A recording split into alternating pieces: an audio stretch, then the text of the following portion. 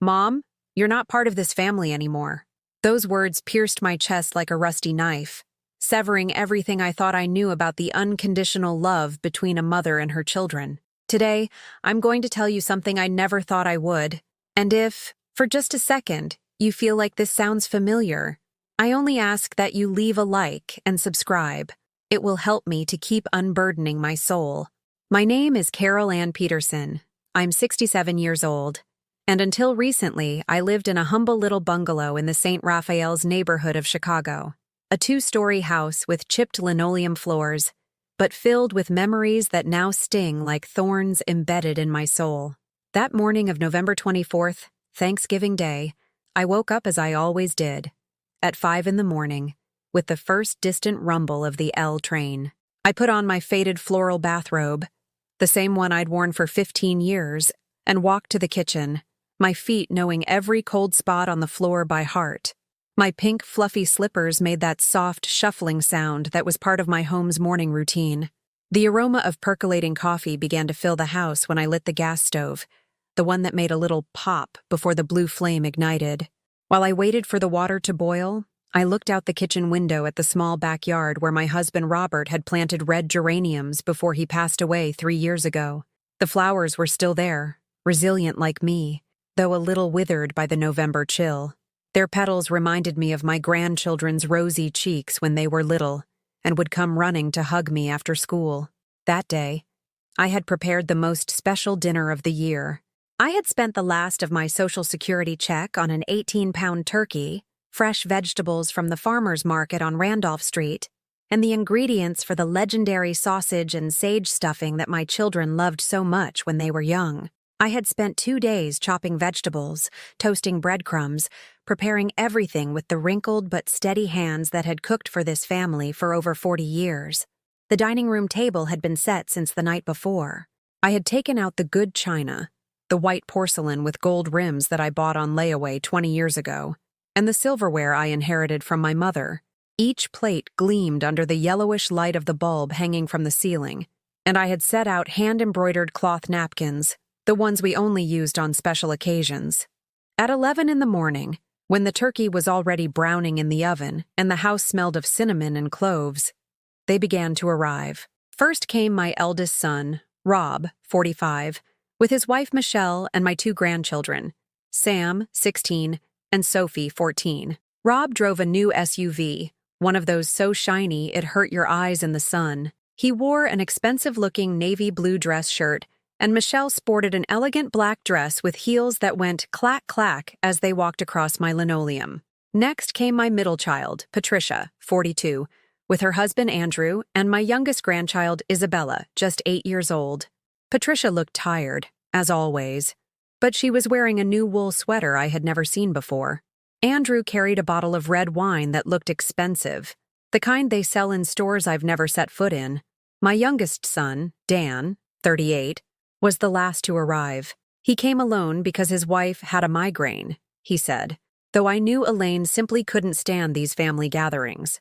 Dan wore a black leather jacket that creaked every time he moved his arms, and he clutched his new smartphone, one of those that look like tiny televisions. During the meal, everything seemed normal.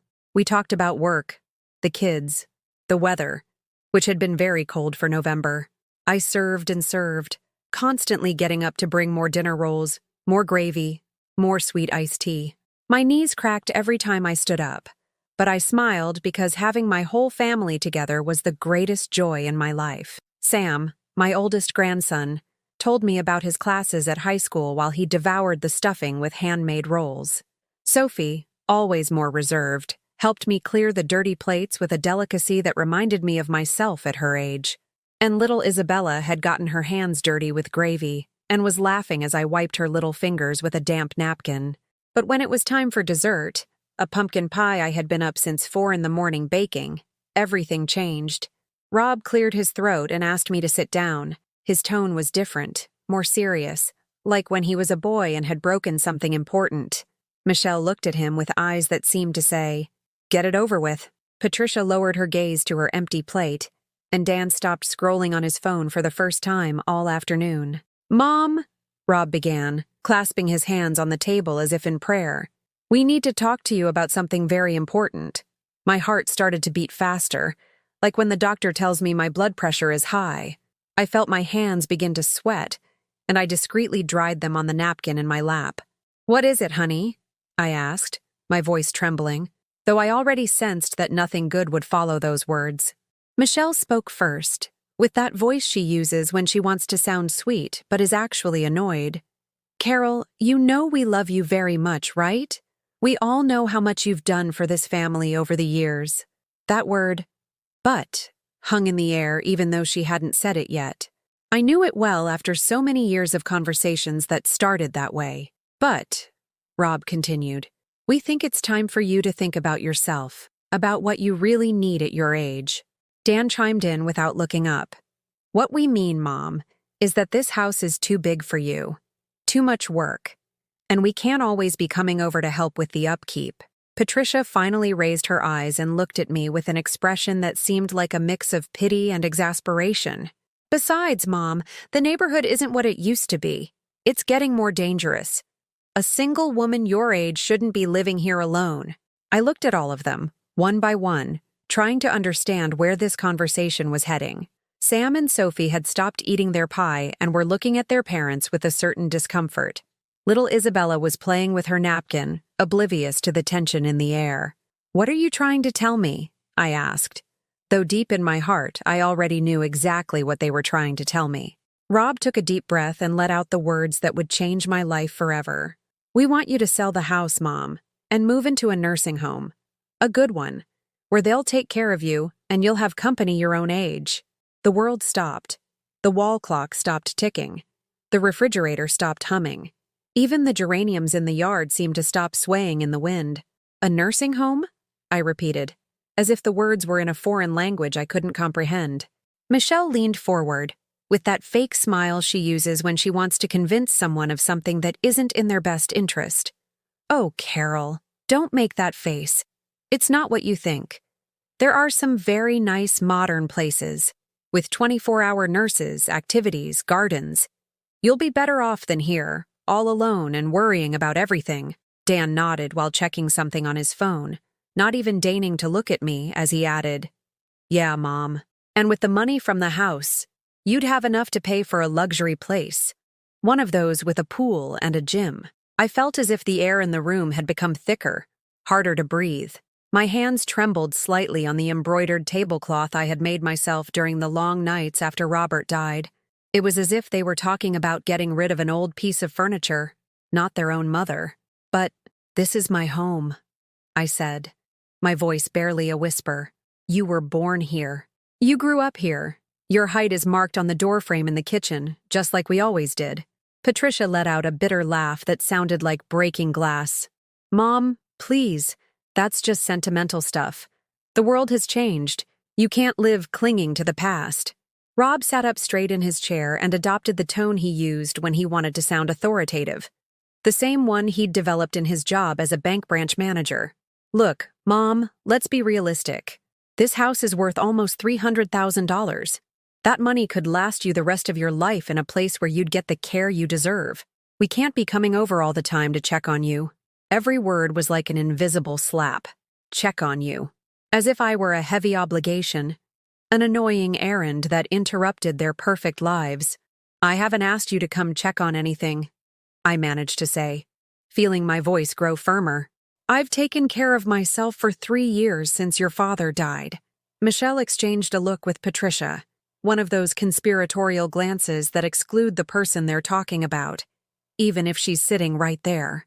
It was the same kind of look I had seen between my children's wives for years, as if they shared secrets about me that I had no right to know. "Carol, honey," Michelle said condescendingly, "the other day we found you talking to yourself in the garden. We asked who you were talking to, and you said it was with Dad Robert. That's not normal." I felt the blood rush to my cheeks. Yes, sometimes I talked to Robert when I watered the plants he had planted. I would tell him about my day, about the grandkids, about the little things we always shared when he was alive. It wasn't madness. It was love that had nowhere else to go. "I'm not crazy," I said, but my voice sounded defensive, as if I myself doubted my sanity. Dan finally looked up from his phone and met my eyes with the same ones he'd inherited from his father, but without the warmth Robert always had. Nobody's saying you're crazy, Mom, but you're lonely. And loneliness does strange things to the minds of older people. Older people. As if I had suddenly stopped being their mother and become a geriatric problem that required specialized management. My grandchildren were still eating in silence, but I could see the discomfort on their young faces. Sam, my oldest grandson, seemed to want to say something, but every time he opened his mouth, his father Rob would shoot him a look that made him shut it immediately. Besides, Rob continued, we've been thinking that you could use some of the money from the sale to help us out too. Michelle and I want to invest in a business, and Patricia needs to make a bigger down payment on her new house. There it was. The real reason behind this whole conversation. Supposedly concerned with my well-being. It wasn't about my happiness or my safety. It was about my money. My heart began to beat so loudly I could hear it in my ears, like an ancient drum beating a rhythm of war. I felt my hands sweat again, and I dried them on my kitchen apron, the one with tomato sauce stains that had never quite come out. Reminders of thousands of meals prepared with love for this very family that now wanted to get rid of me. You've already decided my life without asking me? I asked, and for the first time in years, my voice was louder than I intended. Patricia sighed like a teenager who'd been asked to do an annoying chore. Mom, don't be so dramatic. We're just thinking about what's best for everyone. You'll be safer and better cared for, and we'll have the peace of mind of knowing you're okay. And, Michelle added shamelessly, we'll be able to help you manage your money so it lasts longer. Rob understands investments. I looked at their faces, one by one, searching for any trace of the children I had raised. Where was Rob, the little boy who cried when he got hurt and would only be soothed by my kisses on his wound? Where was Patricia, the little girl who told me, Mommy, when I grow up, I'm going to take care of you just like you take care of me? Where was Dan, the baby who couldn't sleep unless I sang him Twinkle, Twinkle, Little Star every night? In their place were 3 adult strangers who looked at me as if I were an obstacle to their plans for prosperity. I don't want to leave my home, I said finally, with a firmness that surprised me. Rob gently pounded the table with his fist, making the silverware tinkle against the porcelain. Mom, you have to be reasonable. You can't live alone anymore. What if you fall? What if something happens? No one will find out until it's too late. And would that matter to you? I asked, feeling a strange anger begin to build in my chest, something I hadn't felt in decades of being the patient, self-sacrificing mother. Michelle stiffened in her chair. How can you ask that? Of course you matter to us. That's why we're having this difficult conversation. Difficult for whom, I wanted to ask. But Sam, my 16-year-old grandson, suddenly stood up from the table. His green eyes, inherited from my side of the family, shone with unshed tears. This is wrong, he said, his voice trembling but brave. Grandma Carol doesn't want to leave. Why are you forcing her? Rob looked at him sternly. Sam, sit down. This is grown-up business. But my grandson didn't sit down. Instead, he walked over to where I was and placed his young, strong hand on my shoulder. Grandma, you don't have to do anything you don't want to do. Patricia stood up abruptly, her chair screeching against the floor. Sam, stay out of what you don't understand. Your grandmother can't take care of herself anymore. It's for her own good. It's for the money, Sam muttered, and though he said it quietly, we all heard him. The silence that followed was so tense you could cut it with a knife. Rob's face turned as red as the cranberries I'd made for the sauce, and Michelle looked like she was about to explode. Dan put his phone away for the first time all afternoon and looked directly at me. Mom, do you really think we're capable of hurting you for money?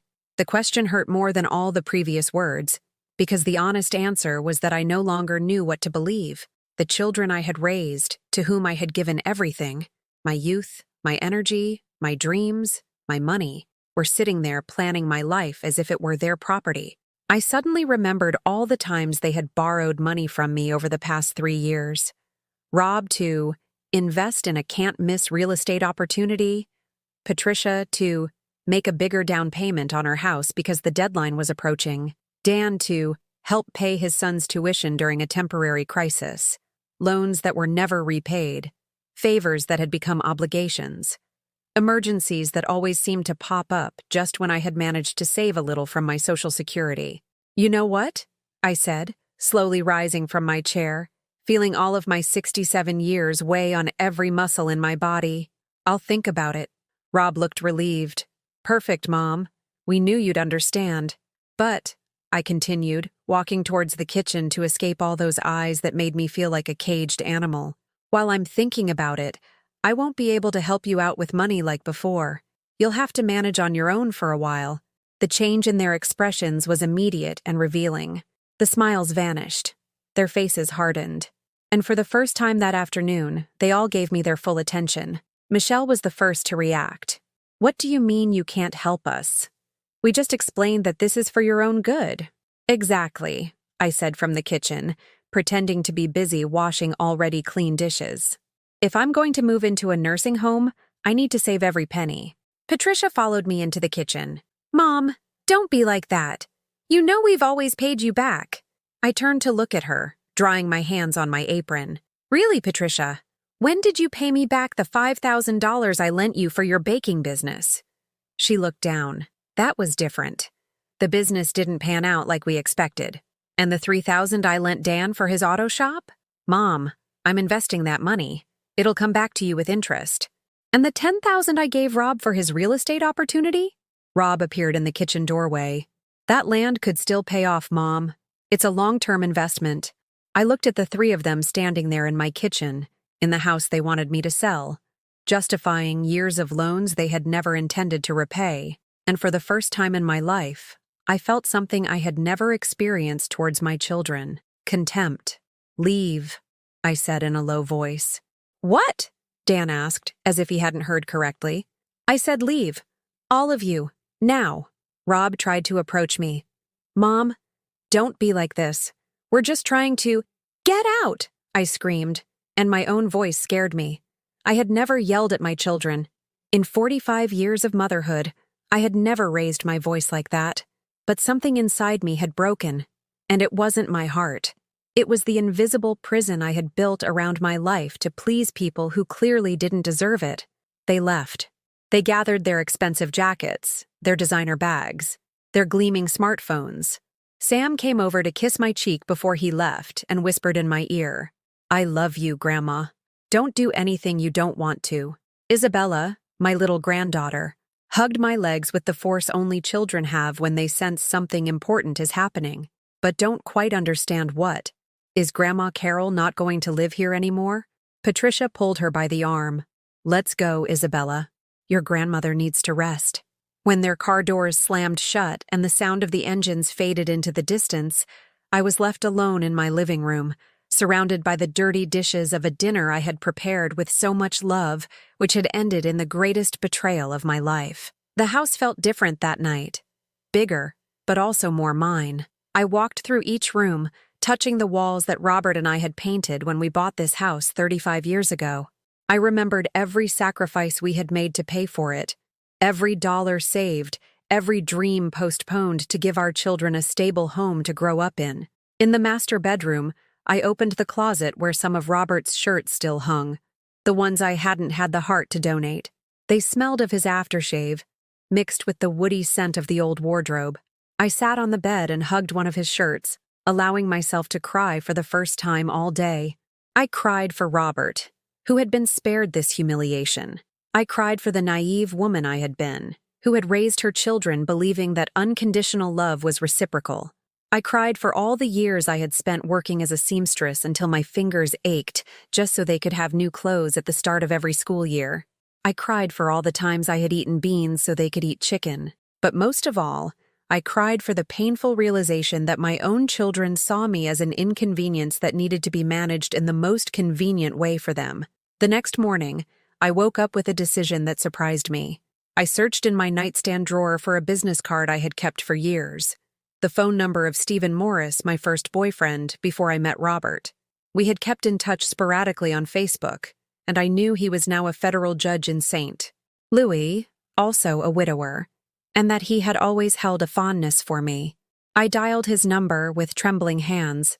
When I heard his voice on the other end of the line, warm and familiar after so many years, I almost hung up out of embarrassment. Carol? Carol Ann? What a pleasant surprise. Hi, Stephen. I'm sorry to bother you, but I need to ask you a legal question. His tone changed immediately, becoming more serious and professional. Tell me, my dear, how can I help? I told him everything. Every detail of the previous day's conversation, every loan they had never repaid, every time they had made me feel like a burden. Stephen listened without interrupting, and when I finished speaking, the silence on the other end of the line made me think the call had dropped. Stephen, are you still there? Yes, I'm here. Carol, what you're telling me is not only morally repugnant, it could also be legally questionable. Do you have proof of these loans? I have some bank transfer receipts and text messages where they asked for the money. Perfect. Carol, I want you to do something for me. Don't sign anything. Don't sell anything. Don't make any decisions until we speak in person. Can you promise me that? His voice had an authority that strangely calmed me. For the first time in days, I felt that someone was on my side, that someone was protecting me instead of trying to take advantage of me. I promise, Stephen. Good. I'm going to drive up to Chicago this weekend. I want to see those documents and get the full details of this situation. After hanging up, I sat in my favorite chair, the wooden rocker Robert had given me when Rob was born. And for the first time in 3 years, I allowed myself to think about possibilities that didn't involve sacrificing myself for others. What if I said no? What if my children had to solve their financial problems without using their mother as a personal bank? What if I, Carol Ann Peterson, decided that my life had value too? The phone rang that same afternoon. It was Rob. Mom, we've been talking and we've decided we can give you until next week to think it over. But we need a final answer. Or what? I asked, feeling a new courage growing inside me. Or we'll have to make more difficult decisions for you. And he hung up. That night, as I prepared my chamomile tea before bed, I looked at my reflection in the kitchen window. The woman looking back at me had deep wrinkles around her eyes, gray hair pulled back in a simple bun, and an expression of weariness that came from decades of giving everything and receiving crumbs in return. But I also saw something else.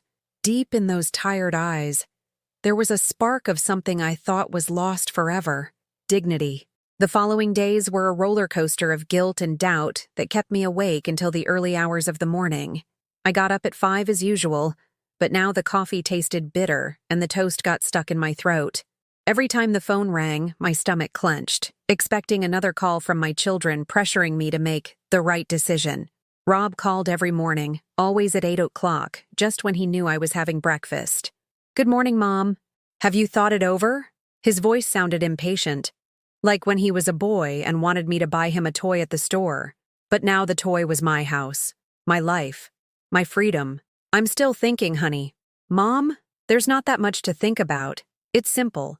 Either you make the smart decision, or we'll have to look at other options. Other options. Those words sent a chill down my spine. What options was he talking about? Declaring me incompetent? Forcing a sale through some legal loophole I didn't understand? Michelle also began her pressure campaign. She would show up unannounced, always with an excuse. She was there to check the gas lines. She needed to use my bathroom because hers was broken. She wanted to make sure I was eating well. But she was really there to inspect, to look for evidence that I couldn't take care of myself. I found her going through my refrigerator one Wednesday afternoon, counting the yogurts and shaking her head in disapproval. Carol, you only have 3 eggs and the milk is about to expire. This proves you're not eating properly. I went to the market yesterday, I said, feeling like I had to justify my eating habits like a little girl. Yes, but you bought very little. And Dan told me he saw you talking to yourself in the garden again on Monday. Dan, my youngest son, who had been my favorite for years, was now the spy reporting my every move as evidence of my supposed mental decline. That same afternoon, Patricia arrived with a folder full of colorful brochures. Look, Mom, I researched some places. This one is called Golden Meadows Senior Living, and it's fantastic. It has a pool, a beauty salon, yoga classes for seniors. The brochures showed smiling elderly people playing cards, participating in dance classes, eating in institutional dining rooms that looked like hospital cafeterias. They all looked happy in the photos, but there was something artificial about their smiles, as if they were acting for the camera. "Look at this one," Patricia insisted, pointing to a particularly glossy brochure. "It has beautiful gardens, and it's near a church. I know you'd like that." Near a church, but far from the church where I had married Robert, where I had baptized my children, where I had prayed the rosary every Friday for 30 years. Near an unknown church, full of strangers who didn't know my story or my pain. "Patricia, I don't want to go anywhere." "Mom, it's just not safe for you to live alone anymore. The other day, Mrs. Gable from next door told us she saw you go out in your nightgown at 6 in the morning to take out the trash." Mrs. Gable, my lifelong neighbor, was now also part of the conspiracy to prove my incompetence. Yes, I had gone out in my nightgown that morning because I had forgotten to take the trash out the night before, and the garbage truck comes early. It was a minor oversight, not a sign of dementia. "A slip-up doesn't mean I'm crazy," I protested. "No, Mom, but they're signs. And we can't be here all the time checking on you." There was that phrase again, checking on you. As if I were a machine that needed regular maintenance, not a person with feelings and rights. On Friday night, while I was watching my favorite soap opera, The Young and the Restless, I heard voices in the backyard. I peeked through the window and saw Rob and Dan inspecting the house from outside. Dan had a notepad where he was writing things down, and Rob was taking pictures with his phone. I went out to the yard in my slippers and bathrobe. "What are you two doing?" Rob jumped as if he'd been caught stealing. "Oh, Mom, we were just, checking to make sure everything was okay. The fence in the back looks a little loose." "And you needed to come at night to check the fence?" Dan quickly closed his notebook. "We have to work during the day, Mom. We just wanted to make sure the house was in good condition." Good condition for what, I wondered? To sell it faster? To get a better appraisal? To find flaws that would justify a lower price? I couldn't sleep that night. I spent it sitting in Robert's rocking chair, the one he had put in our room so I could rock the babies when they cried in the middle of the night. From there, I could see the whole room we had shared for 32 years. The dresser where I kept my shawls, the vanity where Robert would comb my hair on Sundays before church, the window where the morning light streamed in and woke us with the songs of the birds nesting in the ash tree in the yard. How could I part with all of this? How could I trade 3 decades of memories for a sterile room in a place full of strangers? On Saturday morning, while I was watering Robert's geraniums, my phone buzzed with a text message that made me drop the watering can. It was from Michelle, but the message was clearly meant for someone else. She had obviously sent it to the wrong person. "We've almost got her. Rob says she'll sign the papers within a week, tops. Patricia already spoke to the notary. When the house sells, we get 40%, and her brothers each get 30%. With my share, we can pay off the entire mortgage on the new condo." I read the message 3 times, feeling each word burn into my memory with the painful clarity of a devastating revelation. They didn't just want to get rid of me. They had already divided the money from my house among themselves. They had already planned how to use my life savings to solve their own financial problems. I had been a fool. A foolish old woman who had mistaken greed for filial concern. With trembling hands, I took screenshots of the message. Then I dialed Stephen's number. "Stephen, I need you to come today. I can't wait until the weekend anymore." "What happened, Carol?" "I discovered something that's killing me inside." Stephen arrived that same afternoon, having driven from St. Louis in a modest but clean car. When I opened the door and saw him standing there, his hair completely white but with the same kind-hearted smile I remembered from our youth, I felt that I wasn't completely alone in the world. "Carol," he said, and his voice had a warmth I had forgotten existed. "You look tired." He didn't tell me I looked good when it was clearly not true. He didn't minimize my pain with empty phrases. He just acknowledged my exhaustion with the honesty of someone who truly saw me. I showed him Michelle's message. He read it twice, then took off his glasses and rubbed his eyes as if he were processing something very difficult to believe. "Carol, this is evidence of a conspiracy to deprive you of your assets. In legal terms, it's elder financial abuse. Is that a real thing? Of course it is. And it's a federal crime. Your children could face criminal charges. The idea that my own children could go to jail for what they were doing to me felt surreal. They were respectable people, with important jobs, with families to support. Were they really criminals? What should I do? Stephen came closer and took my hands in his. They were the hands of an older man, with age spots and prominent veins, but they were warm and firm. First, we're going to document everything. Every loan, every instance of pressure, every threat. Then, we're going to decide together how to proceed. We spent the rest of the afternoon going over my documents. Stephen took notes in a legal pad, organizing dates and amounts with the precision of someone used to building solid cases. With every new piece of evidence we found, his expression grew harder. Carol, in total, you've given them over $30,000 in the last 3 years, not including the expenses you regularly cover. Tuition, medical emergencies, their car repairs. $30,000. More than I received from Social Security in a whole year. Money I had saved dollar by dollar, working until I was 64 as a seamstress, doing alterations and embroidery until arthritis made it impossible for me to hold a needle for more than an hour at a time. I'm such a fool, I murmured. No, Stephen said firmly. You're a mother who loved her children too much, and they didn't know how to value that love. When he left that night, I sat in my kitchen with a cup of tea growing cold between my hands. The house felt different now that I knew the truth. Every corner reminded me not only of the happy moments, but also of all the sacrifices I had made so my children could have better opportunities than Robert and I had. I remembered the early mornings sewing school uniforms because we couldn't afford new ones. The dinners of eggs and rice so they could have chicken. The times Robert and I went without seeing a movie for months so we could pay for Rob's computer classes. All to raise 3 adults who now saw me as an obstacle to their prosperity. That night, for the first time in years, I didn't check if all the doors were locked before going to bed. I didn't lay out my clothes for the next day. I didn't plan breakfast thinking about who might drop by. For the first time in decades, I simply existed for myself. And although it hurt like a birth in reverse, it also felt strangely liberating. On Monday morning, as I was sweeping the patio and trying to pretend everything was normal, I heard the gate open with that squeak I'd been meaning to oil for years.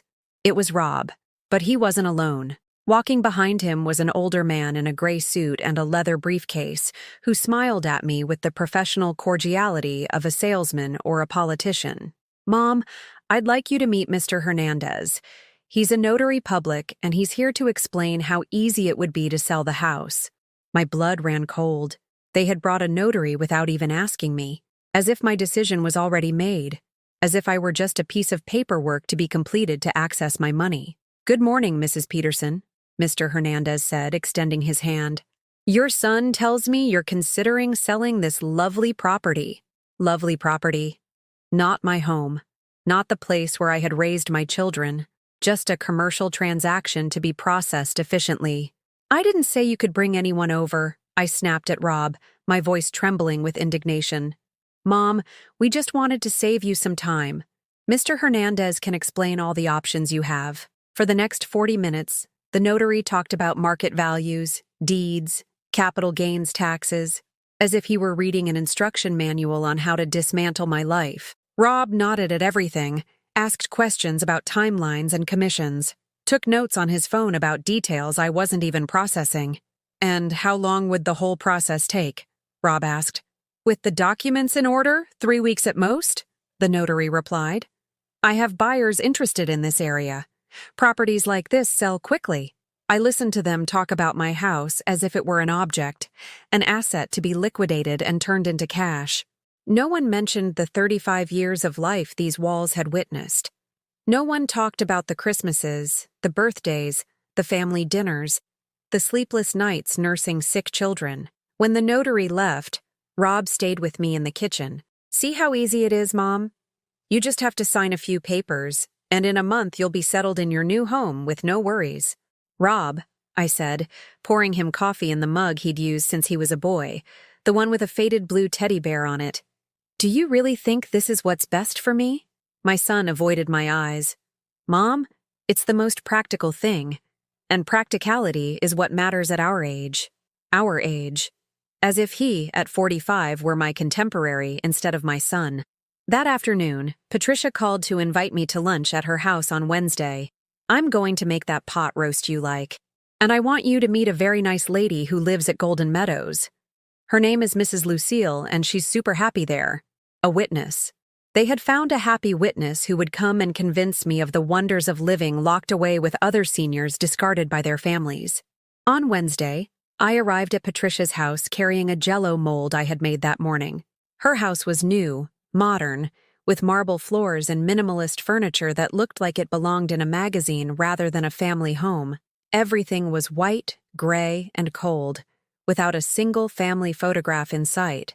Mrs. Lucille turned out to be a 72-year-old woman, very well dressed, with platinum blonde hair and perfectly manicured red nails. She was wearing a designer tracksuit and sneakers that looked more expensive than my entire wardrobe for a month. "Oh, Carol!" she exclaimed, hugging me as if we were lifelong friends. "Patricia has told me so much about you. It's so exciting to finally meet you." During lunch, Mrs. Lucille didn't stop talking about the wonders of her new lifestyle. "Imagine, Carol, I wake up and my breakfast is ready. I don't have to worry about cooking, cleaning, anything. I just enjoy my water aerobics classes and my bridge games." Patricia looked at her with feigned admiration. "Doesn't that sound amazing, Mom? And the best part," Mrs. Lucille continued, "is that my children don't worry about me anymore. They know I'm safe, that I'm well cared for. Now when they visit, it's pure quality time, no stress. Her children don't worry." What an elegant way of saying they had abandoned her in a place where other people were paid to pretend they cared. "And you don't miss your house?" I asked. "Mrs." Lucille paused almost imperceptibly before answering. "Oh, Carol, an empty house is a very sad place. It's better to be surrounded by people, don't you think?" But I had seen that pause. I had seen the flicker of nostalgia that crossed her eyes before her PR smile snapped back into place. After lunch, Patricia took me aside while Mrs. Lucille went to the powder room. "See how happy she is? That could be you, Mom, free of responsibilities, with people who care about you." "Patricia, why do I feel like you're all lying to me?" My daughter stiffened. "How can you say that? Everything we're doing is for your own good." "Really? Or is it because you've already divided the money from my house among yourselves?" Patricia's face went as white as the wall. Her eyes widened and her mouth fell slightly open, like a fish out of water. "What are you talking about?" "About the text message Michelle sent me by mistake." Patricia closed her eyes and sighed deeply, as if she had been carrying a heavy weight and could finally set it down. "Mom, yes, it's true. We've talked about what to do with the money from the sale, but it's because we want to make sure it's enough to keep you comfortable for the rest of your life." Liar. My own daughter was lying to me as easily as she breathed. "Patricia, in that message, Michelle was talking about paying off her mortgage." "Mom, you don't understand. If we're financially stable, we can take better care of you. It's an investment in your future." The twisted logic of her words made me dizzy. Robbing me was for my own good. Getting rid of me was for my own good. Lying to me was because I didn't understand the complexities of the modern world. That night, when I got back to my house, I sat in my rocking chair and called Stephen again. "Stephen, tell me, my dear, do you think I'm a bad mother for not wanting to give them my house?" "Carol Ann Peterson," he said, his voice as firm as it must have been in his courtroom when delivering a sentence. "Listen to me carefully. A mother who gives everything for her children is a good mother. Children who want to take everything from their mother are bad children. The fault does not lie with you. It lies with them." His words were like cool water in a desert. For the first time in weeks, someone confirmed that I wasn't crazy, that I wasn't being selfish, that I had the right to protect what I had built with my husband. What are we going to do? We're going to teach them that their mother is not the helpless old woman they think she is.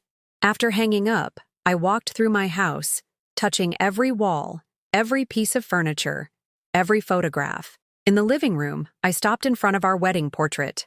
There we were, young and full of dreams, smiling because we thought we had won the lottery of love. "Robert," I said to the photograph, "our children have become people I don't recognize. But I swear on your memory that I will not let them destroy what you and I built together." In the photograph, Robert was still smiling with that look of a man in love that he kept until the day he died. And for the first time since he passed, I felt he was giving me strength instead of just making me feel nostalgic. The phone rang at 10 o'clock at night. It was Dan. Mom, have you decided? Because I need an answer tomorrow. Why tomorrow? Because we can't wait any longer. If you don't give us an answer tomorrow, we're going to have to act for your own good. Act for my own good. What an elegant way to threaten your own mother. Dan, I'm going to need more time. You don't have more time, Mom. Either you decide, or we will. And he hung up. I stood there in my kitchen, phone in hand, feeling 38 years of loving motherhood vanish like smoke. The boy I had rocked when he had colic, whom I had taught to walk by holding his little hands, who had run into my arms when he fell off his bike, had just threatened me. But I was no longer the same woman who had started this week.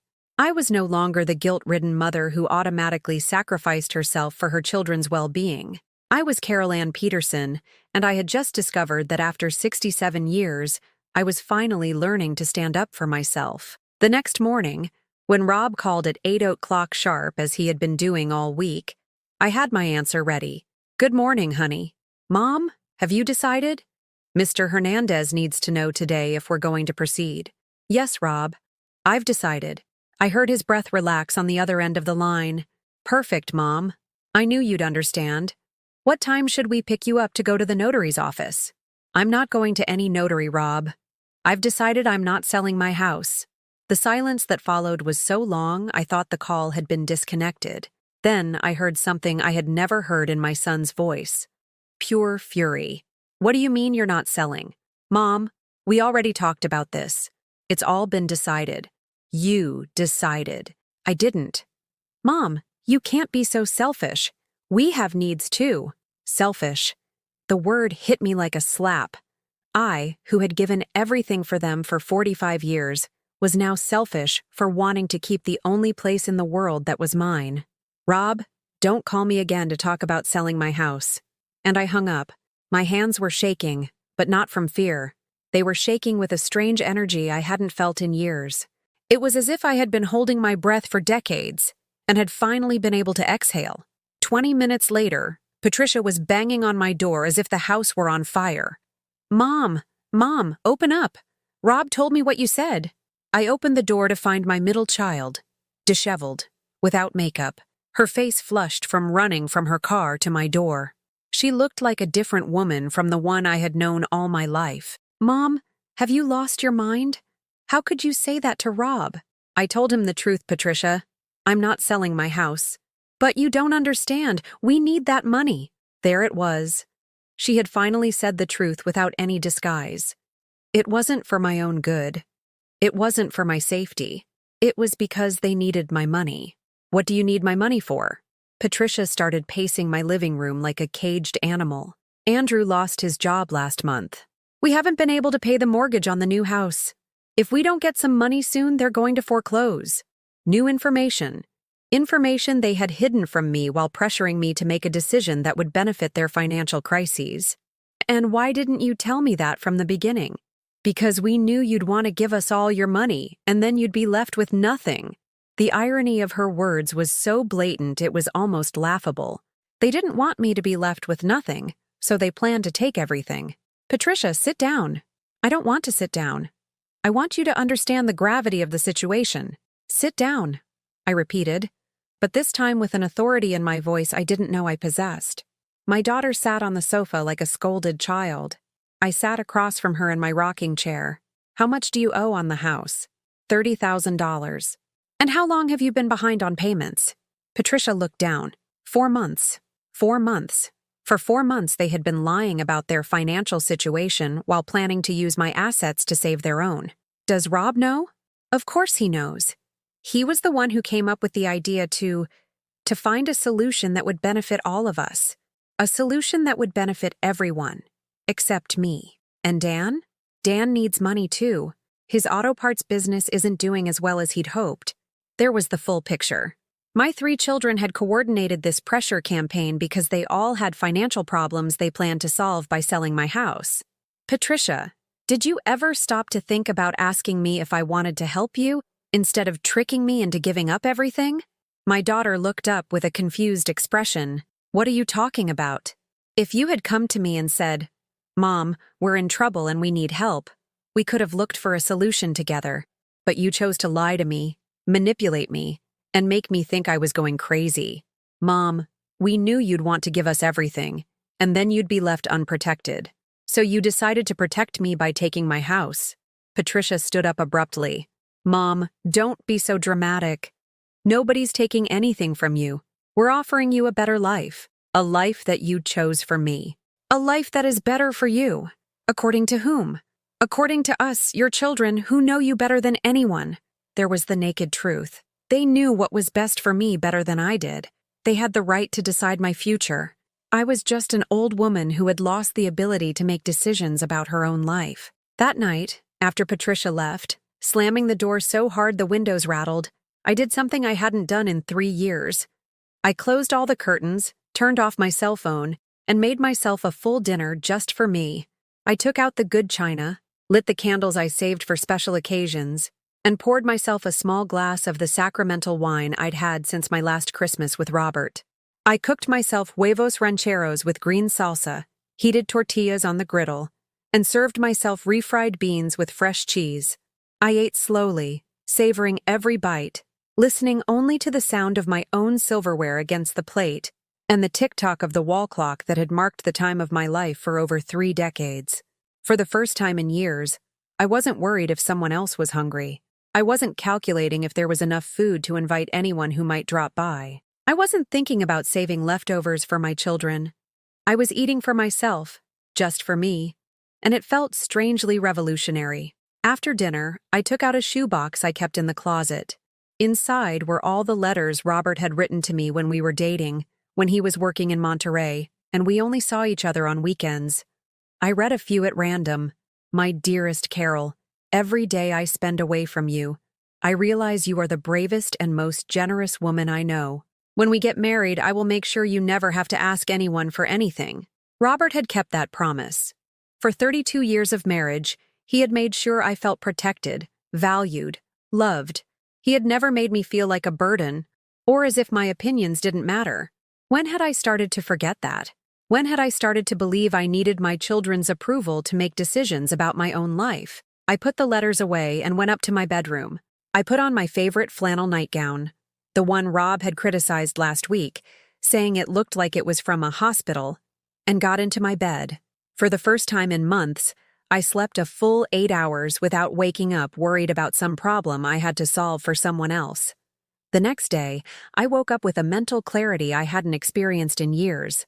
I knew exactly what I had to do. I called Stephen. Stephen, I'm ready. Ready for what, Carol? To show my children who their mother really is. His laugh on the other end of the line sounded like music. That's what I wanted to hear.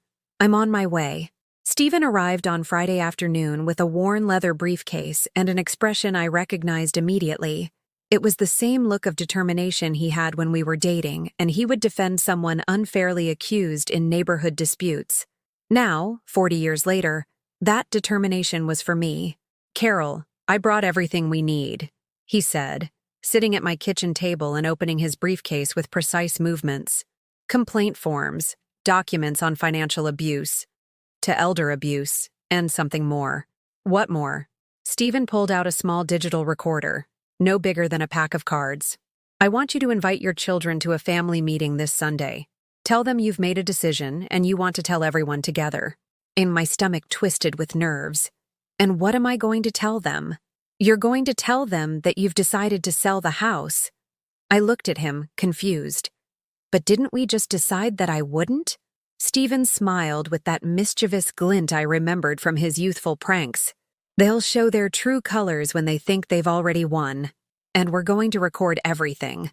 On Sunday morning, I made a pot of coffee and bought some pastries from the bakery down the street, as if it were any normal family gathering. But this time, I didn't take out the good china. This time, I used the chipped, everyday mugs and put the pastries on old stoneware plates that had seen better days. Rob arrived first, with Michelle and my grandchildren. He was dressed in a suit, as if he were going to a business meeting instead of visiting his mother. Michelle carried a thick folder that I assumed contained all the paperwork for the sale. Patricia arrived 10 minutes later, with Andrew and little Isabella. Dan came alone, as always. But this time he wore a smile I hadn't seen in weeks. When they were all seated in my living room, I took a deep breath and began. I called you all here because I've made a decision about the house. Rob sat up straighter in his seat. We're listening, Mom. I'm going to sell it. The transformation on their faces was immediate and revealing. Smiles appeared as if someone had flipped a switch. Patricia began to clap softly. Dan let out a visible sigh of relief. Michelle opened her folder with efficient movements. Oh, Mom, that's wonderful, Patricia exclaimed. You'll see how happy you'll be in your new home. Rob was already pulling out his phone. Perfect. I'll call Mr. Hernandez and have him bring the papers over this afternoon. Wait, I said, holding up my hand. First, I want to talk about how we're going to handle the money. Michelle leaned forward with obvious interest. Of course, Carol. Rob and I have already run some numbers on the best way to invest the money so you get the most out of it. Oh, really? And how much do you calculate you'll need? The question caught them off guard. They exchanged those conspiratorial glances I had learned to hate. Rob cleared his throat. Well, Mom, as we explained, we need to make some investments that, in the long run, will benefit you too. How much, Rob? How much what? How much money from my house do you need? His face grew flushed. It's not that I need it, Mom. It's that, well, $100,000 would really help with the business we want to start. And you, Patricia? We would need about $75,000 to save our house. And Dan?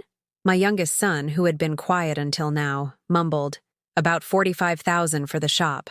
I did the math in my head. $220,000. Out of the $300,000 my house was worth, they wanted to keep $220,000. They would leave me with $80,000 to pay for a nursing home that would cost at least $4,000 a month. $80,000 would last me less than 2 years. After that, what? Beg for help? Become the destitute grandmother living off the charity of children who had already shown they only valued me for my money? I see, I said with a calmness that surprised me. So you want $220,000 from my house? Rob seemed relieved that I was being so reasonable. Exactly, Mom. And we assure you we'll use that money responsibly. Like when you responsibly used the $30,000 I already lent you. The silence became tense. Michelle cleared her throat. Carol, that's different. This is a family investment. An investment where I put in everything and you get all the benefits. Patricia shot up from her seat. Mom, don't be so ungrateful. Everything we're doing is for you. Really, Patricia? Taking the majority of the money from my house is for me? Dan finally spoke up. Mom, we're your family too. We have a right to that inheritance. A right. As if they had worked to pay for it. As if they had made the sacrifices that Robert and I made for decades to be able to buy it. Sam, my oldest grandson, had been silent throughout the conversation, but he suddenly stood up. This is so messed up, he said, his voice trembling but firm. Rob looked at him sternly. Sam, I already told you this is none of your business. Yes, it is my business. She's my grandma. And you're all treating her like she's stupid. Michelle stood up. Sam, go wait in the car. No, Grandma Carol, don't sign anything. This isn't right. Rob grabbed his son's arm. I told you to go to the car. Dad, let go of me. You can't do this. Seeing my grandson being dragged away for defending me was the moment something inside me broke for good. But it didn't break downwards, into submission and pain. It broke upwards, into a righteous fury that had been dormant for far too many years. Let go of my grandson, I shouted, with a voice I didn't recognize as my own. Rob let go of Sam, startled by the authority in my tone. Sam, come here, I said, holding out my arms. My grandson ran to me and hugged me with the desperate strength of someone trying to protect something they love. Grandma, don't give them your house, please. I'm not going to, sweetheart. Rob approached. Mom, you just said you were going to sell it. I said I'd made a decision. I didn't say what it was. Patricia and Dan looked at each other with growing alarm. Then what is your decision? Patricia asked. I stood up from my rocking chair, with Sam still clinging to my waist, and looked at the three of them. My decision is that you are no longer welcome in this house until you pay me back every single dollar you owe me. The explosion that followed was like a volcano erupting in my living room. Rob yelled about ingratitude. Patricia cried, saying I was destroying them. Dan threatened to never speak to me again. Michelle, colder and more calculating than the others, approached me. Carol, if you won't sell the house the easy way, we'll have to find legal ways to protect you from yourself. There it was, the threat I had been waiting for. To have me declared incompetent, to take away my legal rights, to make me a ward of the state under their care. Are you threatening me, Michelle? I'm informing you of the options we have when a senior citizen is unable to make rational decisions. I looked at Rob. Are you going to let your wife threaten me in my own home? Rob avoided my gaze. No one is threatening you, Mom. We're just explaining the reality of the situation. The reality is that you want my money and you're willing to destroy me to get it. Dan came closer. Mom, stop it. You've always been so dramatic. Dramatic? Discovering that my own children are conspiring to rob me is being dramatic? Patricia wiped her tears with exaggerated flair. We're not robbing you. We just want what's best for you. What's best for you? It's the same thing. No, Patricia. It is not the same thing. I walked to the front door and threw it wide open. Leave, all of you. And don't come back until you bring every dollar you owe me. Mom, you're making a huge mistake, Rob yelled as he walked towards the door. The huge mistake was raising you to think that love was free. They left amidst shouts and slamming doors. Sam broke free from his father's hand at the last second and ran back to me. Grandma, are you going to be okay? I'm going to be better than ever, sweetheart. When the cars disappeared down the street, I stood in my doorway, feeling the cool December air on my face. Stephen came out of the kitchen, where he had been recording everything since they arrived. Carol, you've just gathered enough evidence for 3 different lawsuits. So, what's next? Now we teach them that their mother is not the helpless old woman they thought she was. That night, we had dinner together in my kitchen. Stephen had brought a rotisserie chicken from a place he liked, and I made rice pilaf and a green salad. We ate like old friends, talking about our lives, our mistakes, the things we had learned too late. Carol, he said as we washed the dishes together, have you ever wondered what your life would be like if you had learned to say no 20 years ago? The question hurt because the answer was obvious. It would have been completely different. But I can't change the past, Stephen. No, but you can change everything that comes next. That night, I slept soundly, lulled by the sound of the rain that began to fall on Robert's geraniums and by the strange certainty that, for the first time in decades, someone was on my side without expecting anything in return. On Tuesday morning, just when I thought I could finally breathe after days of tension, my world was rocked again. But this time, the blow came from where I least expected it. I was watering Robert's geraniums, enjoying the silence you only hear when no one is demanding your attention, when my phone buzzed with a message from a number I didn't recognize. When I opened it, I saw a photo that took my breath away. It was me, taken from the street, in my nightgown, talking to the plants in the garden. Below the photo, a message that sent a chill down my spine. Crazy lady talking to herself in her garden. Her own kids can't stand her anymore. What an embarrassment to the family. The message had been posted in a Facebook group called St. Raphael's Neighborhood Watch, a group where, apparently, the neighborhood gossips shared information about everyone else. I scrolled down and saw more comments, all about me. It's about time someone took charge of Mrs. Peterson. She's getting more senile every day. My kids told me her grandkids don't want to visit her anymore because she says weird things. Those poor children. What a burden to have a mother like that. With trembling hands, I kept reading. There were 20, 30, 40 comments. The entire neighborhood was talking about me as if I were the local eccentric who needed to be controlled.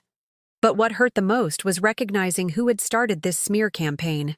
The first post in the group had been made by Michelle 3 days earlier, right after our fight on Sunday. Hello, neighbors. I'm writing out of concern for my mother-in-law, Carol, who lives in the greenhouse on the corner. Lately, we've noticed some very strange behavior. She talks to herself, goes outside in her nightclothes, forgets important things. Her children and I are very worried, but she refuses to accept help. If you see her doing anything dangerous, please let me know. Michelle had turned my refusal to sell my house into a public campaign to paint me as a demented old woman who was a danger to herself and others. I called Stephen, my hands shaking so badly I could barely dial the numbers. "Stephen, they've done something terrible." "What happened, Carol?" I told him about the Facebook group, the photos, the comments. I heard him sigh deeply on the other end of the line. "Carol, this is defamation with aggravating circumstances.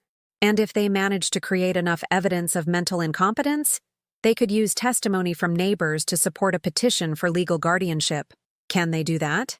With enough witnesses and fabricated evidence, yes. It's more common than you think." I sank to my kitchen floor, feeling as if my legs could no longer support me.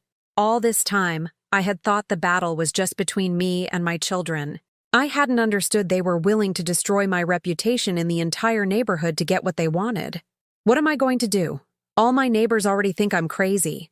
You're going to show them who you really are. At 3 in the afternoon, as I was trying to process this new betrayal, the doorbell rang. When I opened it, I found Mrs. Gable, my next-door neighbor, with a look of feigned concern on her face. "Oh, Carol. How are you, dear?" "Dear, Mrs." Gable was only 2 years older than me, but now she spoke to me as if I were a lost child. "I'm fine, Esperanza. Are you sure? Because I saw you looking very agitated in the garden yesterday. And in the neighborhood group, people are saying things." "What things?" "Well, that your children are worried because you can't live alone anymore. That you talk to people who aren't there. I talk to my dead husband, Esperanza, just like you talk to yours when you visit the cemetery every Sunday." Mrs. Gable looked uncomfortable. "Oh, that's not the same, Carol. I go to the cemetery. You talk in your garden. The location doesn't change the love, Esperanza." My neighbor sighed as if trying to reason with someone who didn't understand reality. "Carol, your children only want what's best for you. They're good kids. Rob is always so polite when he says hello." Rob was always so polite because he knew Mrs. Gable was the neighborhood's broadcast system. Anything he told her would spread through the community in a matter of hours. "Esperanza, do you really think I need someone else to decide where I should live? Oh dear. At our age, it's not easy to make big decisions. It's good to have children who care. And what if my children are taking advantage of me?" Mrs. Gable made the sign of the cross. "Don't say such things, Carol. Children would never harm their mothers." After she left, I stood in my doorway, watching the curtains in the neighboring houses twitch. I knew they were watching me, waiting to see some strange behavior they could report in their gossip group. For the first time in my life, I felt like an animal in a zoo. That night, while making chamomile tea to calm my nerves, my phone rang with an unknown number. When I answered, I heard a woman's voice I didn't recognize. "Mrs. Carol Peterson?" "Yes, this is she." "This is the social worker from Adult Protective Services. We've received several calls from neighbors concerned about your well-being. We need to schedule a home visit to verify your living conditions." My heart began to pound so hard I thought it would burst out of my chest. They had called APS. My own children had involved social services to force their will. "Who made these complaints?" "I can't disclose that information, ma'am. But there are multiple reports of erratic behavior and possible self-neglect." "I am perfectly fine." "I'm sure you are, ma'am. This is just a routine check. Could we schedule the visit for tomorrow morning?" After hanging up, I called Stephen. "It's over, Stephen. They called APS." "What?" "My children reported to Adult Protective Services that I'm incapable of caring for myself. They're coming tomorrow to verify my living conditions." The silence on the other end of the line terrified me more than any shout. "Stephen, are you still there?" "Yes, Carol, I'm here and I am furious." "What are we going to do?" "Tomorrow, when the social worker arrives, you will be prepared. We are going to show them they have completely underestimated the woman they are dealing with." I couldn't sleep that night. I paced through my house, cleaning what was already clean, organizing things that were already organized, preparing for the inspection that would determine if I had the right to continue living in my own home. At 2 in the morning, as I was polishing the family photos hanging in the living room, including those of my children when they were small, and looked at me as if I were the most important person in the world, I finally understood something it had taken me 67 years to learn. Love isn't about sacrificing yourself until you disappear. Love is about respecting yourself enough to teach others how they must treat you. and my children had failed that lesson spectacularly. But their teacher had just decided it was time for a makeup class they would never forget. The social worker arrived promptly at 10 in the morning. She was a young woman, about 30, with an official-looking uniform and a clipboard full of forms that seemed designed to reduce a human life to boxes checked yes or no. She introduced herself as Ms. Torres and explained the visit was routine to verify my well-being. But I was no longer the same Carol who would have apologized for bothering her or tried to meet her expectations. The night before, Stephen and I had prepared everything meticulously. "Ms. Torres," I said, with a calmness that surprised even me, "before you begin your assessment, there is something you need to know." I showed her the audio recordings of my children planning to take my money. I showed her the text messages where they had coordinated the smear campaign. I explained about the $30,000 they had borrowed, with no intention of paying back. The expression on Ms. Torres's face changed completely. From a routine official, she transformed into a serious investigator. "Mrs. Peterson, what you're showing me is evidence of financial and emotional elder abuse. This completely changes the purpose of my visit." "In what way?" "In that you are not the person who needs protection. You are the victim of a crime." 2 hours later, Ms. Torres left with copies of all the evidence and a sincere apology for having been used as a tool of intimidation by my own children. But she also left with something else. An official report filed with the Public Prosecutor's Office for Financial Elder Abuse.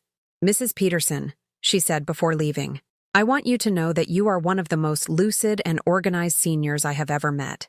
Anyone who suggests otherwise is lying for their own interests." That afternoon, Stephen arrived with news that gave me goosebumps. "Carol, I filed the formal complaint this morning in Chicago. Given the amount of money involved and the evidence, the case is going straight to the federal prosecutor's office." "What does that mean?" "It means your children are going to receive a summons to appear before a federal judge within a week." I sat down heavily in my rocking chair. The idea of my own children being summoned by the justice system for what they had done to me turned my stomach. For a moment, I considered withdrawing the complaint. Stephen read my expression. "Carol, if you don't stop them now, they will continue to do this. Not just to you, to any vulnerable person who crosses their path." He was right. My children had shown they were capable of lying, manipulating, and slandering to get money. If there were no consequences for their actions, they would remain emotional and financial predators. On Wednesday evening, as I was having a peaceful dinner for the first time in weeks, the desperation began. Rob was the first to call. "Mom, what did you do? I got a summons from the federal prosecutor's office. This is ridiculous." "Is stealing $30,000 from your mother ridiculous, Rob?" "I didn't steal anything from you. You gave me that money." "What did I give it to you for?" For investments." "What investments? Where are the returns on those investments?" Rob fell silent. We both knew that money had vanished on personal luxuries, on paying off debts he had incurred without consulting me, on a lifestyle that I had unknowingly financed. "Mom, you can drop the charges. We can handle this within the family." "We are not a family anymore, Rob. Family doesn't steal from each other." I hung up. 10 minutes later, Patricia was at my door, pounding as if it were a medical emergency. "Mom, open up. We have to talk." When I opened the door, Patricia stormed in like a hurricane, her eyes swollen from crying and her hair a mess. "Mom, you have to drop this complaint. Andrew and I could go to jail." "Now you're worried about the consequences?" "Mom, please. Andrew just found a new job. We can pay you everything back." "When?" As soon as he gets his first paycheck." "When, Patricia?" "In 6 months." 6 months. After 3 years of broken promises, now they were asking for 6 more months of patience. "Patricia, do you really think I'm going to withdraw a complaint after you slandered me to the entire neighborhood?" My daughter's face went pale. "How do you know about that?" "Because I am not the foolish old woman you think I am." Patricia knelt before my rocking chair, something she hadn't done since she was a little girl, begging for forgiveness for some mischief. "Mom, please." It was Michelle's idea. I didn't want to do it, but she said it was the only way to make you understand the seriousness of your situation. "My situation? What situation, Patricia?" Your refusal to be reasonable about selling the house. even on her knees, begging for forgiveness, she was still justifying the abuse, still insisting that I was the problem for not wanting to hand over my life savings. Get up, Patricia. Are you going to drop the complaint? Get up and get out of my house. Mom, I said get out. And don't come back until you bring the $75,000 you owe me. In cash. Patricia rose slowly, an expression on her face I had never seen before. It was as if she was finally realizing her mother was no longer a woman they could manipulate at will. If you don't drop this complaint, she said in a cold voice, you will never see your grandchildren again. The final threat. The last card they had to play. Using my grandchildren as emotional hostages. Patricia, I said, walking to the door to open it for her, if you are capable of using your own children to blackmail their grandmother, then you are not the mother I thought I raised. Mom, you are making the biggest mistake of your life. No, Patricia. The biggest mistake of my life was raising you to think that love meant giving you everything without teaching you to value anything. She left, shouting that I would regret it, that I would end up alone, that when I was truly old and sick, I would have no one to care for me. Dan arrived an hour later, but he didn't come inside. He stood on the sidewalk, shouting from the street, Mom, come out! We need to talk! I looked out the window. If you want to talk to me, Dan, bring the $45,000 you owe me. Mom, you're destroying your own family. You all destroyed it when you decided I was worth less than my money. You're going to end up all alone. I'd rather be alone than be with thieves. Dan got in his car and peeled out, like a petulant teenager. That night, for the first time since Robert died, I made an elaborate dinner just for me. I made beef Wellington, because it had always been my favorite. But Robert couldn't stand it, and my children considered it too complicated for family dinners. I put on Frank Sinatra on the old stereo I had in the kitchen.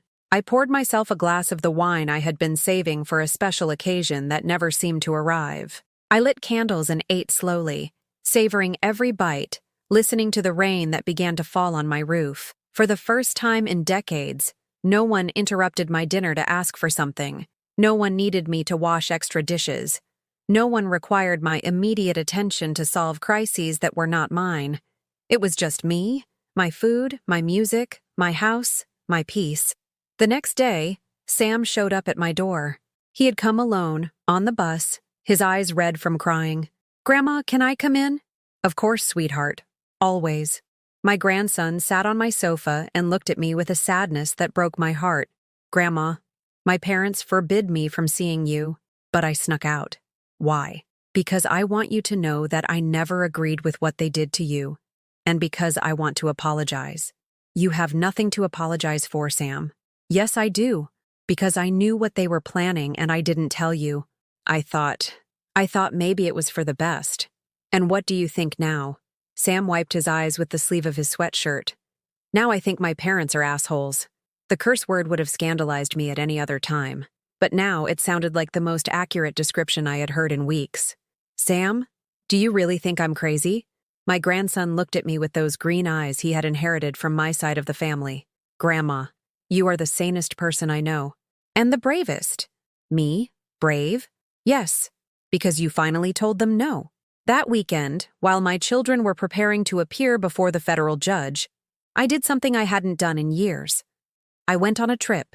Stephen invited me to visit St. Louis, the city where he had built his life after our paths diverged in our youth. We drove for 4 hours, listening to 80s music and talking about the dreams we'd had when we were young, and thought the world was full of infinite possibilities.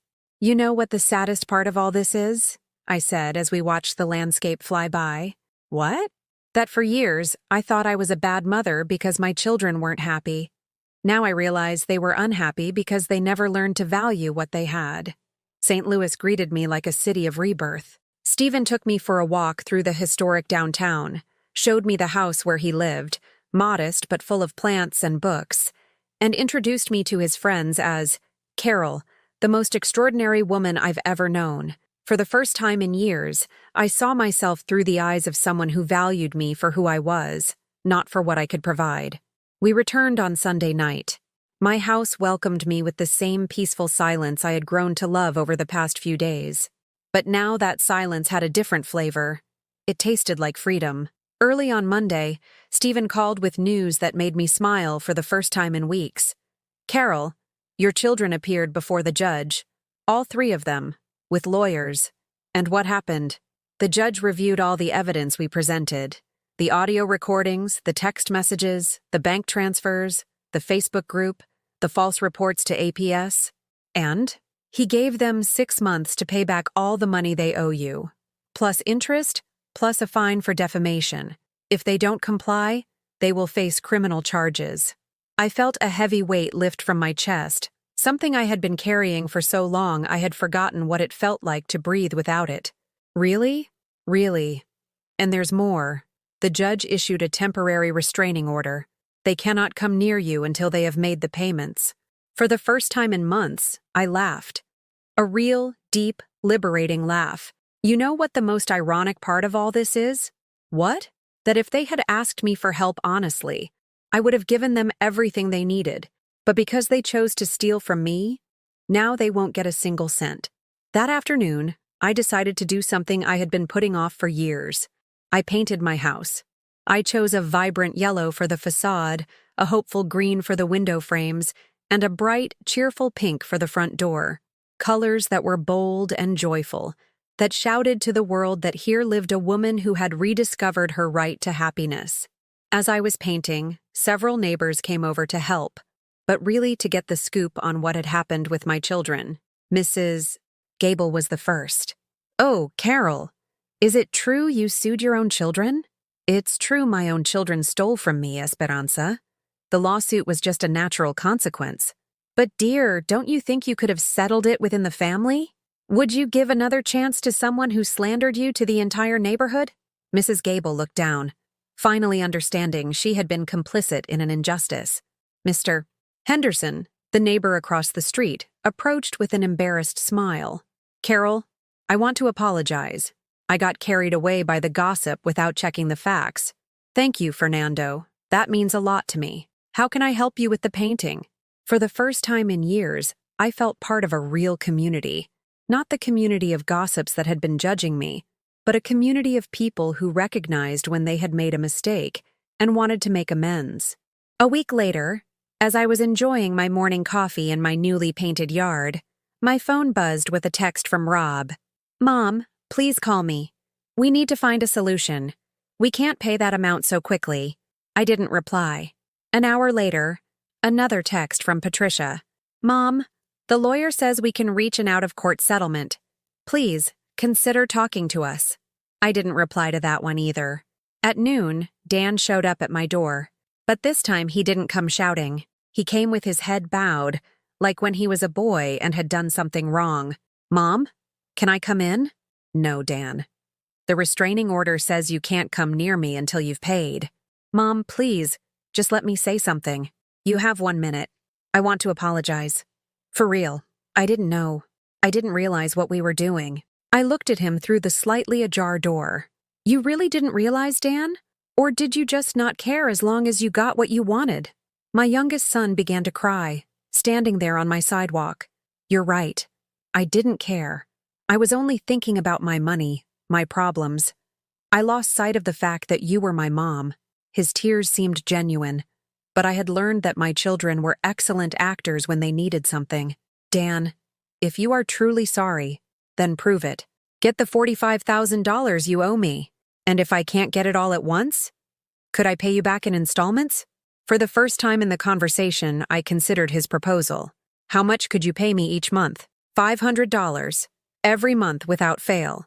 "All right, but on one condition." "What's that?" "That you apologize to every neighbor you manipulated in the Facebook group, one by one, in person." Dan nodded desperately. "Yes, yes, whatever you want. And one more condition." "What?" "That you help me find a good therapist for Sam. What you all did hurt him very much." "Of course, Mom. Whatever he needs." That night, after Dan left, I sat in my garden with a mug of hot chocolate, listening to the crickets chirp among Robert's geraniums. For the first time since this nightmare began, I felt at peace. Not because I had won a legal battle.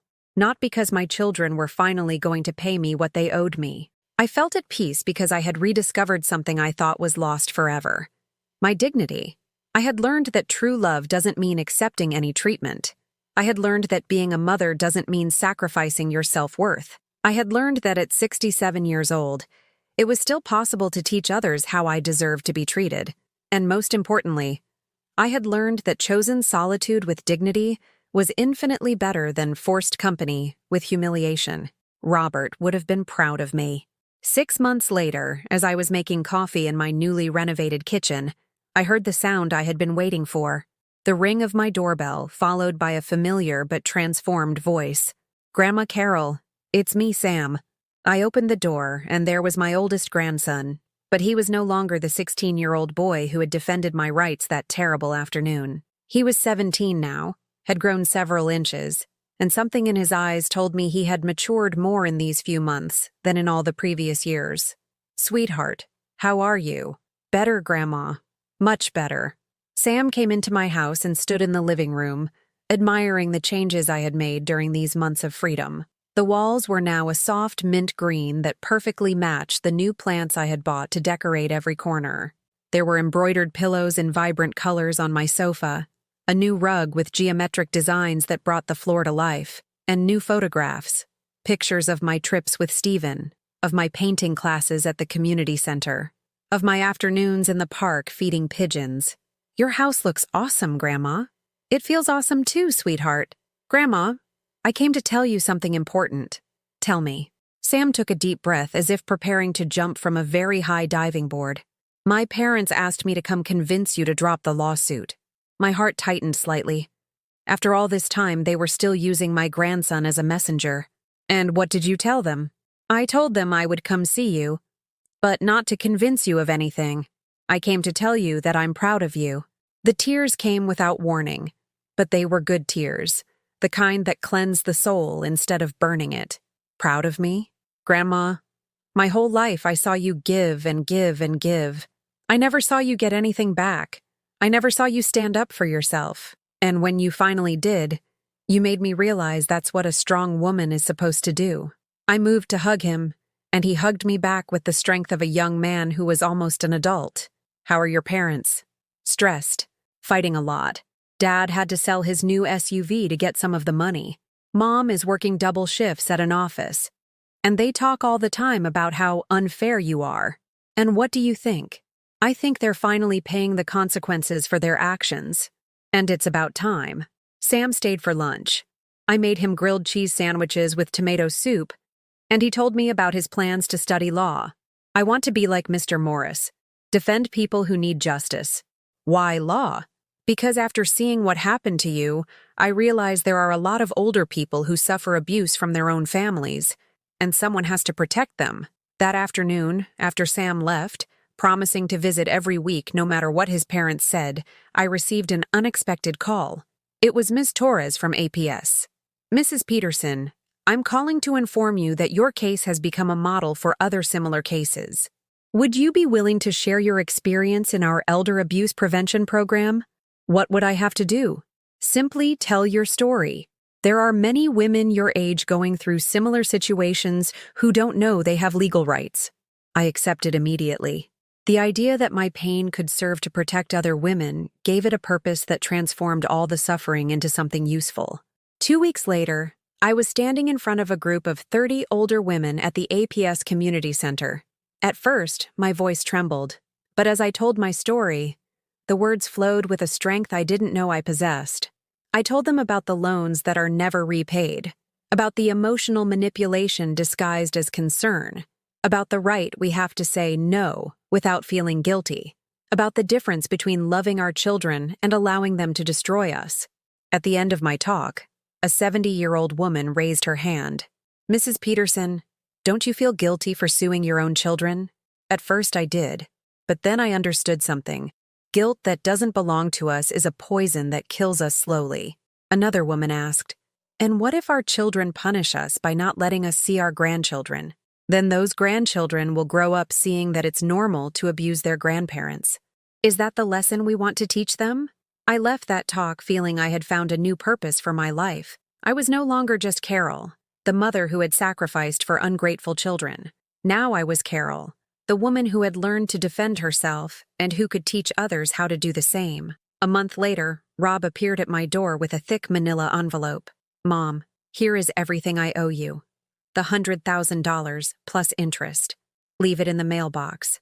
"Mom, can we talk?" "What for?" To apologize. For real." I looked at him through the glass of my door. He looked different, thinner, with dark circles under his eyes, his clothes less elegant.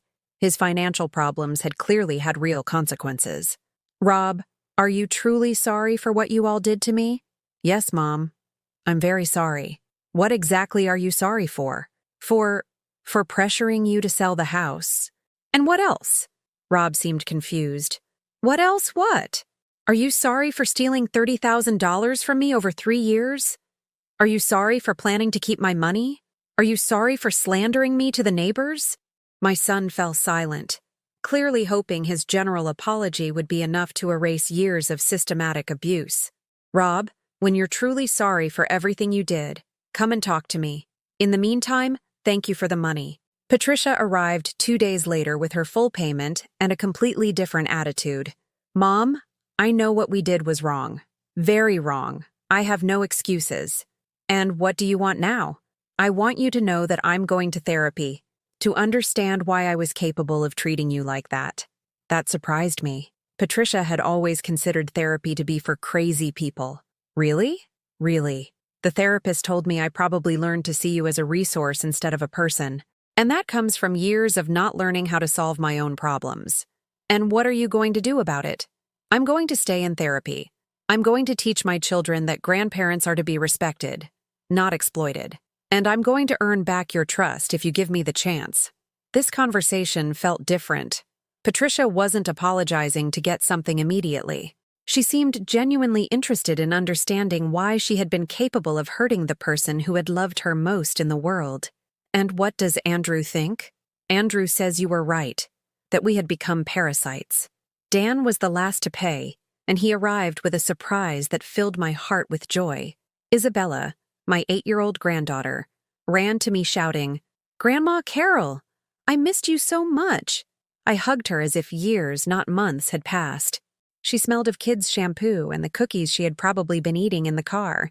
"I missed you too, my love." "Grandma, is it true you're not going to come live with us anymore?" "No, my love. I'm going to keep living in my little house." "Good. I like it better when you come to visit us than when we have to come here." The honesty of children always cuts like a sword. Isabella had expressed in one sentence what had taken me months to understand. Visits forced by guilt or manipulation never bring real joy. Dan handed me his money with a humility I had never seen in him. "Mom, here's the $45,000. In full." "Where did you get it?" "I sold the shop. I'm going to work for someone else for a while, until I can start over. But this time without using your money. And how do you feel about that?" Dan looked at me with a sad smile. "I feel like I've woken up from a nightmare where I had become someone I don't recognize." 6 months after that terrible Thanksgiving dinner, my life had transformed in ways I never would have imagined possible. I was no longer the woman who woke up every morning worried about other people's problems. I was no longer the mother who gave without limits, hoping to receive love in return. Now I was Carol Ann Peterson, a 67-year-old woman who had learned to value herself, who had her own hobbies, who made decisions based on her personal well-being, who only maintained relationships with people who treated her with respect. Stephen and I had developed a beautiful friendship that filled my days with intelligent conversations, occasional trips, and the company of someone who saw me as a whole woman instead of just a mother. My grandchildren visited me by choice, not by family obligation. Sam came every Sunday for breakfast before his college prep classes. Isabella came on Wednesdays after school for help with her homework and to tell me about her friends and her dreams. Patricia had kept her promise about therapy, and we were slowly rebuilding a relationship based on mutual respect instead of one-sided sacrifice. Rob was still struggling to accept the new dynamic, but he had stopped pressuring me for favors. Dan had become my most attentive child, as if he had understood he had almost lost his mother because of his greed. One afternoon, as I was watering the geraniums that had bloomed more beautifully than ever, Sam arrived with a question that made me reflect on the entire journey. "Grandma, do you ever regret suing my parents?" No, sweetheart. I regret not doing it 20 years earlier. Why? Because maybe then they would have learned from a young age that their mother was also a person with rights and feelings. That night, as I prepared for bed in my comfortable bed, in my house painted with cheerful colors, in my life finally lived for myself, I thought of all the women who were probably going through the same thing I had. Women who gave everything and received crumbs. Women who sacrificed, hoping one day their children would value them. Women who confused love with a lack of boundaries. To all of them, I wanted to say the same thing Stephen had told me that afternoon that changed my life. A mother who gives everything for her children is a good mother. Children who want to take everything from their mother are bad children. I got out of bed and went to my desk, where I had a new notebook Stephen had given me. I began to write, "Dear woman who might be reading this, if your children treat you like you're a burden, it's not because you are a burden. It's because they never learned to value sacrifice. If they constantly ask you for money but never pay you back, it's not because they need help. It's because they see you as a bank that doesn't charge interest. If they make you feel guilty for wanting to keep what's yours, it's not because you're selfish. It's because they are greedy. Your motherly love isn't measured by how much you can give. It's measured by how much respect you can demand. It is not too late to say no. It is never too late." The next day, I took that letter to my painting class at the community center. It was a group of 15 older women who had become my closest friends. I read them what I had written, and when I finished, Mrs. Rodriguez, a 75-year-old woman, began to applaud. "Carol, every older woman in America should hear that." "You think so?" "I don't just think so, I know so. Because I went through something similar myself." One by one, my classmates began to share their own stories. Stories of children who saw them as ATMs, of daughters-in-law who treated them like maids, of families who only included them when they needed something, and also stories of women who had learned to fight back, to set boundaries, to demand respect. That afternoon, when I returned to my house, I found a bouquet of flowers on my doorstep with a card. "For the bravest grandma in the world. I love you, Sam." But it wasn't just any bouquet. Sam had chosen red geraniums, exactly like the ones his grandfather Robert had planted in my garden. The message was clear. True love is passed down from generation to generation, but only when it's taught by the example of self-respect. That night, as I had dinner alone but not lonely in my kitchen filled with plants and warm light, I reflected on the hardest and most transformative year of my life. I had lost 3 children but found my dignity. I had lost the money I thought I was investing in love, but I had regained my self-worth. I had lost the illusion of being the perfect, all-sacrificing matriarch, but I had gained the reality of being a complete woman who respects herself. And most importantly, I had learned that old age doesn't mean becoming invisible or irrelevant. It means having the wisdom and the freedom to live exactly as you choose, without asking permission and without feeling guilty. As I got up from the table to wash my plate, my one and only plate, because now I cook for one person who is worth it, myself. My phone buzzed with a message from Stephen. "Have you thought about my proposal?" His proposal. The one he had made last week during our walk through the historic downtown of St. Louis. The proposal to move there, to start a new life in a city where no one knew me as the victim, but as Carol, the woman who knew how to defend herself. Not as a couple, because we had both learned that at our age, forced companionship is less valuable than chosen solitude, but as 2 people who had found each other again at the perfect moment in their lives to build a friendship based on mutual respect and genuine affection. I looked around my renovated kitchen, my house painted in colors that made me happy, my garden where Robert's geraniums bloomed more beautifully than ever. All of this was mine, paid for with my work, maintained with my effort, decorated according to my tastes. But I also understood something important. Houses are places, but homes are built with the people who truly love you.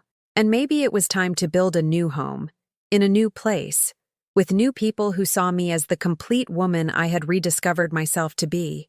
I picked up my phone and replied to Stephen, "Yes, I'm ready for my next adventure." Because in the end, learning to say no to what doesn't suit you is also learning to say yes to what you deserve. And I, Carol Ann Peterson, at 67 years old, had finally learned that I deserved every good thing life had to offer. Without guilt, without apologies, without fear. Have you experienced something similar? Do you know someone who has been treated this way by their own family? Tell me in the comments. And if this story touched your heart, please leave a like and subscribe to the channel so this message can reach someone who needs to hear it. Because we all deserve to live with dignity, no matter our age.